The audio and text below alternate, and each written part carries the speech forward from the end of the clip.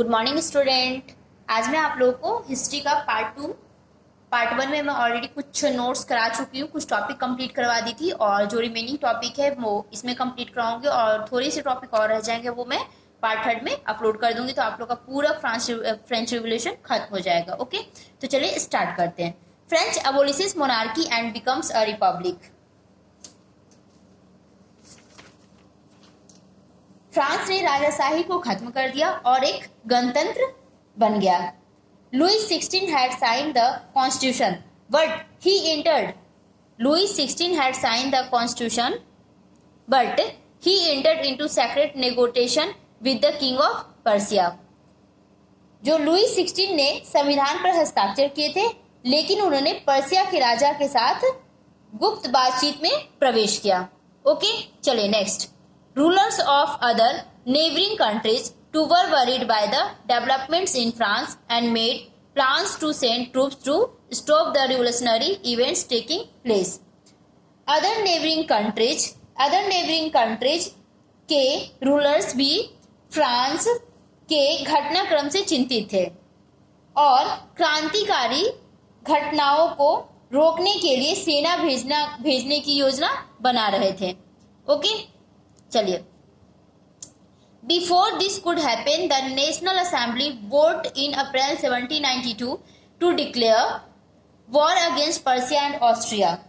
ऐसा होने से पहले नेशनल असेंबली ने अप्रैल 1792 में पर्सिया और ऑस्ट्रिया के खिलाफ युद्ध की घोषणा करने के लिए मतदान किया।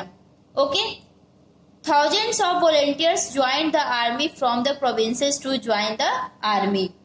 सेना में शामिल होने के लिए प्रांतों से हजारों स्वयंसेवक सेना में शामिल हुए। People so this war as a war of the people against kings and aristocracies all over Europe.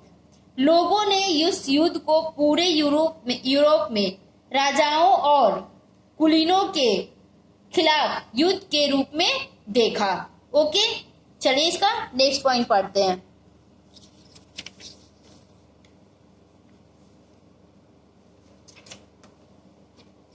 The patriotic song Marseillaise composed by the poet Roget de l'Isle was sung for the first time by volunteers from Marseilles as they marched into Paris, which is now the national anthem of France. कवि rosette D l'Isle द्वारा रचित देशभक्ति गीत मार्सिलेस को पहली बार Marseille के स्वयंसेवक ने गाया था, क्योंकि उन्होंने पेरिस में मार्च किया था, जो अब फ्रांस का नेशनल एंथम बन चुका है, यानी राष्ट्रगान। Okay, The revolutionary wars brought losses and economic difficulties to the people.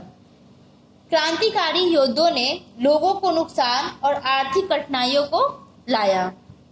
The Constitution of 1791 gave political rights only to the richer sections of society. राजनीतिक क्लबों की स्थापना उन लोगों द्वारा की गई थी जो सरकारी नीतियों पर चर्चा करना चाहते थे।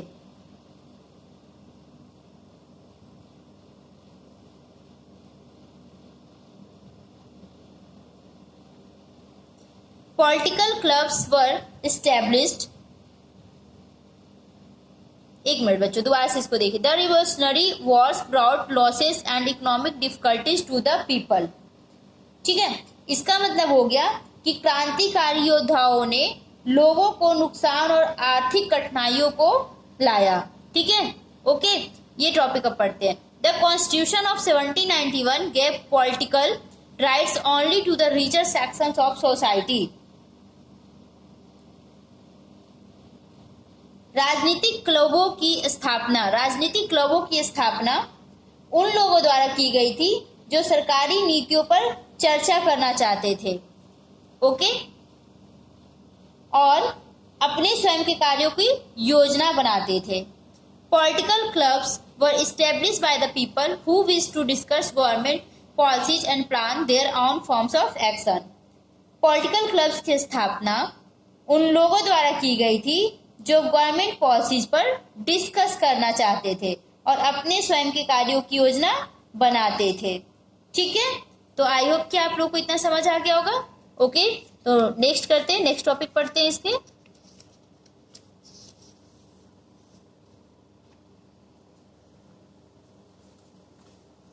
The most successful of these clubs was that of Jacobins. इन क्लबों में सबसे सफल जैकविन्स का था. किसका था? जैकविन्स का. The members of the Jacobins club belonged mainly to the less prosperous sections of society, such as small shopkeepers, artisans, as well as servants and daily wage workers. Their leader was Maximilian Robespierre. Jacobin club के सदस्य मुख्य रूप से समाज के कम समृद्ध वर्ग जैसे छोटे दुकानदार, ओके, कारीगर के साथ नौकरों और दिहाड़ी मजदूर के थे. उनके नेता मैक्सिमिलियन रोबेस्पिरे थे. ठीक है. Jacobins start wearing long striped trousers and came to be known as the sans culottes, literally meaning those without knee breeches. Jacobins ने लंबी धारीदार ट्राउजर पहनना शुरू कर दिया और इसे संत अपराधी के रूप में जाने लगा, जिसका शाब्दिक अर्थ था बिना घुटने की जंघिया. In the summer of 1792, the Jacobins planned a revolt of a large number of the people of Paris who were angered by the short supplies and high price of food.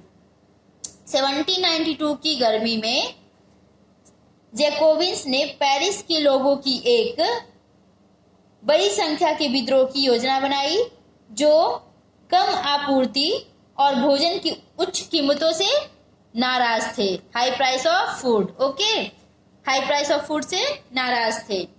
On August 10 they stormed the palace of the Tuileries, masked the king's guards and held the king himself as hostage for several hours. 10 अगस्त को उन्होंने Tuileries के महल पर धावा बोला और राजा के पहरेदारों का नरसंहार किया और राजा को कई घंटों तक बंधक बनाकर रखा. ओके,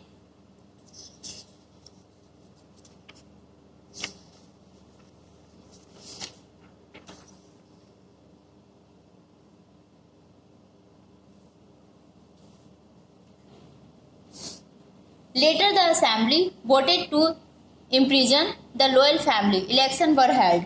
बाद में विधानसभा ने शाही परिवार को कैद करने के लिए मतदान किया, चुनाव हुए. From now on, all men of 21 years and above, regardless of wealth, got the right to vote. अब से धन की परवाह किए बिना 21 साल और उससे अधिक उम्र के सभी पुरुषों को मतदान का अधिकार दिया. The newly elected assembly was collect the convention. Newly elected assembly को कन्वेंशन कहा जाता था. On 21 September 1792, it abolished the monarchy and declared France a republic.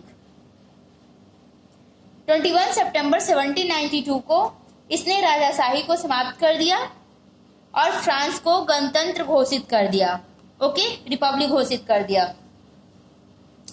Louis 16 was sentenced to death by a court on the charge of treason. Louis 16 को देशद्रोह के आरोप में अदालत ने मौत की सजा सुनाई. The queen Marie Antoinette met with the same fate shortly after.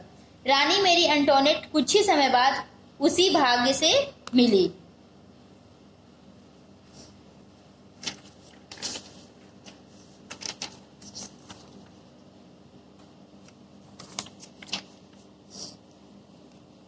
The reason of terror, आतंक का कारण. द रीजन ऑफ टेरर का मतलब आतंक का कारण. Okay, the period from 1793 to 1794 is referred to as reign of terror as Robespierre followed a policy of severe control and punishment. 1793 से 1794 की अवधि पीरियड को आतंक के शासनकाल के रूप में रेफर्ड किया जाता है, क्योंकि रोबेस्पियरे ने गंभीर नियंत्रण और सजा की नीति का पालन किया। Okay, all this enemies, ex nobles, clergy, members of other political parties, even members of his own party who did not agree with his method were arrested, imprisoned and guillotined.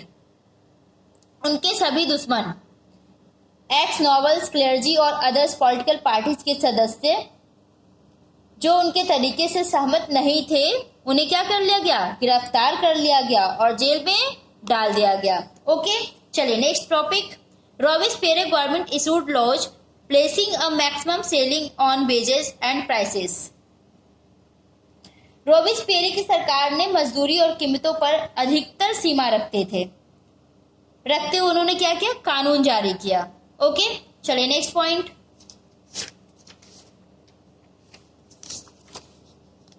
ये आज का लास्ट है, इतना ही करवा रही हूँ, बाकी next class में फिर करवा दूंगी ताकि आप लोग आराम से याद कर सको। ओके, चलिए नेक्स्ट है, मीट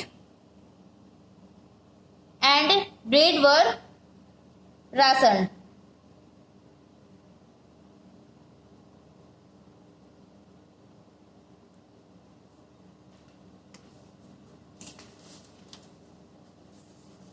इसमें क्या लिख रखा है? मीट, एक मिनट रुक जाइए। हाँ, meat and bread were ration. Meat और क्या था? ब्रेड का इन्होंने राशन प्रोवाइड कराया। ओके, नेक्स्ट है, peasants were forced to transport their grain to the cities and sell it at price fixed by the government. क्या है? Peasant were forced to transport their grain to the cities and sell it at price fixed by the government. मतलब किसान को अपने अनाज को सरकार में ले जाने और सरकार द्वारा निर्धारित कीमतों, फिक्स प्राइस है ना, निर्धारित कीमत पर बेचने के लिए मजबूर किया गया था। किसान जो अपने अनाज को शहर में ले जाते थे ना, वो मतलब कि ये था कि जो सरकार ने रेट फिक्स किया है उसी पर बेचना है। Okay, the use of more expensive white floor was forbidden and all citizens were required to eat the equality bread, a loaf made of whole wheat. अधिक महंगे सफेद आटे का उपयोग वर्जित था, मतलब मना कर दिया गया था कि नहीं यूज करना है, और सभी नागरिकों को इक्वलिटी ब्रेड और होल व्हीट से बनी रोटी, मतलब पूरी गेहूं से बनी रोटी खाना आवश्यक था। Instead of traditional monsieur sir and madam all French man and women were address as citoyen and citoyenne citizen. मतलब traditional monsieur sir, okay, sir को मॉन्सियोर और मैडम को madam, all French man and women, मतलब सभी फ्रांसीसी पुरुष और महिलाओं को सिटियोन सिटीजन के रूप में संबोधित किया गया। Okay, thank you so much, bye bye, take care, have a nice day.